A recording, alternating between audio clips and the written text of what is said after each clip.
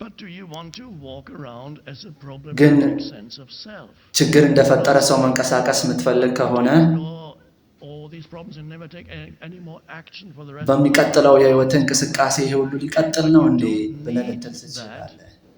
Why be burdened by that? ያንን ነገር እንደ ግዴታ መውሰድ There's የለብህም። nothing you can do about any of it.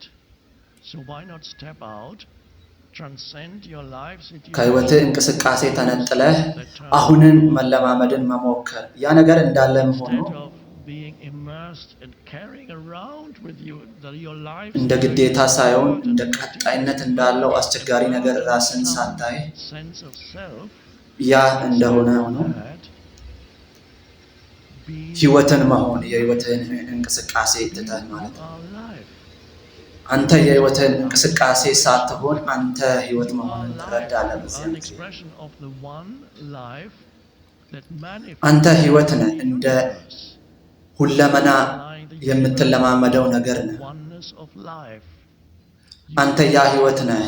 ምክንያቱም Was there before the ትልቁ የዓለም ፍንዳታ ከመኖሩ በፊት ትልቁ የዓለም ፍንዳታ ከነበረ you are the one life, the one out of which the whole ህይወት universe ትሆናለህ። ይህ ሁለመና ከየት እንደመጣ ትረዳለህ። came, out of which the whole universe በቀጣይነት ህይወት ኑሮ ከሚመጣው ይህ ዓለም ማለት ነው። continuously brings forth life, new ህይወትን ሆኖ መለማመድ ትጀምረዋለህ።